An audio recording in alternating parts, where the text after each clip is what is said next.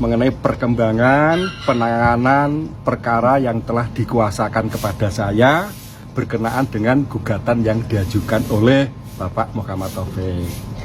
Ya, jadi laporan yang kami sampaikan ya sesuai dengan apa yang terjadi pada hari ini, bahwa proses mediasi pada hari ini yakni kaukus yang dilakukan oleh mediator.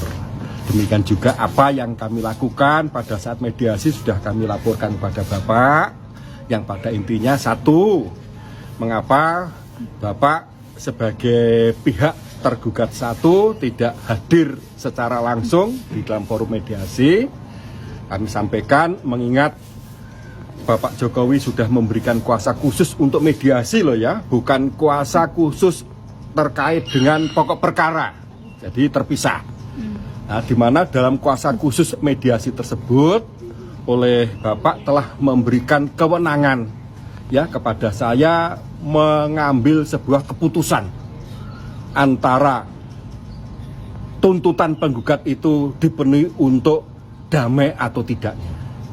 Nah, namun demikian meskipun kami sudah diberi kewenangan untuk mengambil sebuah keputusan terkait dengan tuntutan yang diajukan oleh penggugat antara damai atau tidak, saya pun secara etika tetap konsultasi terlebih dahulu kepada Bapak, yang pada akhirnya kami harus menyatakan sikap untuk menolak atas tuntutan bahwa Pak Jokowi tidak akan pernah ya untuk memperlihatkan ijazah yang dimiliki tersebut kepada publik ya secara terbuka. Ya, ada beberapa alasan ya. Yang pertama seperti yang kami sampaikan bahwa Pak Taufik dalam aspek perkara perdata ya terkait dengan menduga-duga ijazahnya Pak Jokowi palsu itu sama sekali tidak punya legal standing, tidak memiliki hak untuk mengajukan gugatan. Karena apa? Tidak memiliki kepentingan yang layak, tidak mempunyai kepentingan yang cukup, dan tidak memiliki dasar hukum yang jelas. Bahkan kalau saya mengidentifikasi terkait dengan apa yang diuraikan di dalam surat gugatan maupun di dalam petitum gugatan, ya, ini sudah merupakan suatu tindakan, ya, yang merendahkan, menyerang atas kehormatan, ya, terhadap nama baik, terhadap harkat, ya, martabat, kehormatan Bapak Jokowi. Nah, atas pertimbangan-pertimbangan tersebutlah kami menyatakan sikap secara tegas menolak tuntutan penggugat. Dan saya tadi sudah sampaikan kepada mediator agar mediasi segera diakhiri, ya, agar segera diakhiri untuk dinyatakan bahwa mediasi tidak terjadi kesepakatan perdamaian. Sebenarnya bagaimana sih Pak saat Pak Jokowi itu mendaftar pertama kali menjadi wali kota Solo itu menggunakan ijazah SMA atau S1 gitu Pak? Ya, jadi begini, saya menceritakan dulu ya untuk regulasinya, aturan mainnya di 2005. Pada waktu itu kita menggunakan PP nomor 6 2005 ya, PP nomor 6 2005 dan PKPU nomor 4 2005. Itu dalam syarat pencalonan itu disyaratkan minimal SMA, pada waktu pendaftaran pasangan calon waktu itu Pak Jokowi dan Pak Efek Rudi itu menyerahkan, Pak Jokowi itu menyerahkan ijazah dari S1 dari SD sampai dengan S1 itu sudah melalui tahapan verifikasi. Jadi kita sebelum pendaftaran itu mengumumkan lewat media massa, lewat media elektronik. Pada waktu itu kita umumkan, kemudian dalam jangka waktu pendaftaran itu para bakal pasangan calon itu mulai mendaftarkan diri. Kemudian pada waktu Pak Jokowi mendaftarkan diri menggunakan menyerahkan berkas-berkas, dan berkas-berkas tersebut sudah diverifikasi oleh tim KPU pada waktu itu, dan setelah lengkap dan dinyatakan sah dan lengkap ya. Ada beberapa kekurangan namun bukan terkait dengan ijazah seperti itu. Berarti mendaftarnya dengan ijazah dari UGM ya? S1-nya itu dari UGM ya. Dari UGM. Saat itu yang digunakan tuh gelarnya ijazah itu ada insinyur apa dokter Andes yang tertera?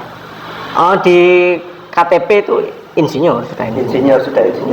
Kemudian dari KPU sendiri sebelumnya kan sudah melakukan verifikasi ya Pak ya? Iya. Ya, bentuknya yang tadi itu ya Pak ya? Verifikasinya KPU seperti apa saat Pak Jokowi mendaftar Pak? Ya, di dalam catatan kami, karena itu peristiwa tersebut adalah di masa lampau ya, lampau, dan kami ada catatan mengenai laporan penyelenggaraan Pilkada 2005 itu. Dalam catatan kami itu sudah dilakukan verifikasi dan dinyatakan sah. Kemudian melalui proses tentunya penetapan itu melalui proses pleno terbuka yang dihadiri oleh para tamu undangan, disaksikan oleh Panwas, kemudian dibuatkan berita acara, kemudian kita mengeluarkan produk hukum yaitu keputusan KPU yang menetapkan pasangan calon yang bisa mengikuti Pilkada 2005. Sekarang juga masih bergulir ya Pak tentang dipermasalahkan ijazahnya Pak Jokowi yang SMA juga gitu. KPU kan juga mengikuti menjadi tergugat ya Pak ya, salah satu tergugat. Ya. Itu prosesnya sampai saat ini bagaimana Pak? Untuk proses gugatan yang di PN Solo ya, PN Solo itu perkara perdata nomor 99 yang terdaftar di PN Solo pada sampai dengan saat ini sudah dalam tahap penyampaian jawaban para tergugat. Jadi pada hari Kamis yang lalu itu sudah proses penyampaian jawaban para tergugat. Ya. Pak mungkin ada yang disampaikan? Dalam proses di persidangan di PN itu para tergugat sudah menyampaikan jawaban tergugat. Kemudian untuk proses selanjutnya adalah tanggapan dari penggugat terhadap jawaban dari tergugat. Dari pihak KPU itu dalam menyampaikan jawaban itu terlebih dahulu menyampaikan eksepsi, yaitu mengenai kewenangan pengadilan. Dalam hal ini PN Kota Surakarta, KPU meminta, karena legal standing KPU adalah sebagai lembaga negara penyelenggara pemilu, maka yang seharusnya bila yang digugatkan adalah perbuatan melawan hukum. Jadi untuk perbuatan melawan hukum lembaga negara itu yang berwenang adalah Pengadilan Tata Usaha Negara tentunya. Jadi kami meminta agar dikabulkan eksepsi bahwa Pengadilan Negeri Surakarta tidak berwenang mengadili perkara tersebut. Kemudian kami juga menyampaikan eksepsi bahwa gugatan tersebut kabur karena antara posita dan petitum tidak sesuai, karena penggugat kan meyakini bahwa ijazah tersebut palsu. Namun di dalam permintaan tergugat itu meminta KPU membuka berkas data untuk membuktikan keaslian. Jadi mereka yakin asli, namun meminta KPU membuka data untuk membuktikan keaslian. Jadi ini kan tidak match ya. Jadi mereka hanya sekedar asumtif pernyataan tersebut bahwa meyakini itu adalah palsu.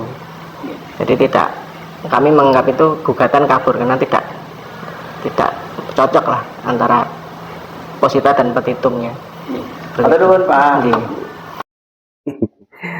Teman-teman semua, kita sudah melihat tadi kuasa hukum Bapak Jokowi menyampaikan di video awal tadi bahwa tidak akan pernah menunjukkan kepada orang-orang yang menuduh ijazahnya Pak Jokowi palsu. Tapi nanti akan dibuktikan di persidangan. Karena pandangannya begini, Roy Suryo CS ya dengan teman-temannya itu meskipun ditunjukkan ijazah yang asli, tidak akan pernah selesai mereka mencari-cari kesalahan Bapak Jokowi. Terbukti tidak hanya ijazah, ya, juga skripsi dan tempat-tempat KKN Pak Jokowi hari ini sudah mulai dicari-cari. Dan jelas juga bahwa tuduhan yang awalnya itu menuduh UGM juga, ya, adalah fiktif mengeluarkan ijazahnya Bapak Jokowi, tapi sekarang mereka beralih kepada pasar pramuka. Wah, ini lebih gawat teman-teman. Aduh, persoalan ini memang. Nah, di video tadi juga menjelaskan KPU, ya kan, di Solo itu pada saat Bapak Jokowi pertama kali mendaftar menjadi wali kota.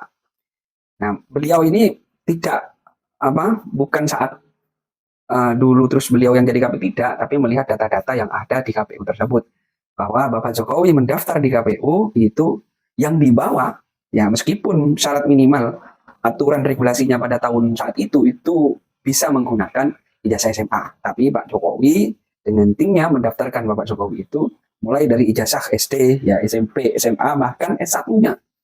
Nah, ketua KPU itu menyatakan bahwa Bapak Jokowi sudah menggunakan ijazah tersebut, dan titel Pak Jokowi tidak berubah, adalah insinyur sejak dulu. Ini udah jelas, siap-siap ini, ya, Bang Roy Suryo CS, Rismon, Dr. Tifa, dan lain-lain ini siap-siap menggunakan baju oranye. Aduh, saya juga heran sih, kenapa mereka betul-betul sangat membenci dengan dalih demi rakyat, demi kejujuran. Ya kan, ini kan luar biasa mereka sebetulnya, demi kejujuran. Kalau kita melihat omongannya Roy Suryo, demi rakyat, rakyat siapa? Ya. Mereka itu mewakili siapa gitu loh. Aduh, begitu getol mereka itu. Oke teman-teman, semoga kasus ini segera terselesaikan, ya, karena banyak kasus-kasus persoalan-persoalan yang lebih penting loh di negara kita ini harus dibahas gitu loh, ya. Salah satunya korupsi. Ini baru-baru kali ini banyak sekali itu korupsi. Tapi media sosial, ya kan, akhirnya gara-gara orang Surya CS ini bikin gaduh terus ya, persoalan ijazah, akhirnya kan perhatian kita ini hanya kepada ijazah ini loh. Oke, terima kasih, itu saja video kali ini yang bisa saya sajikan. Mudah-mudahan bermanfaat. Assalamualaikum warahmatullahi wabarakatuh.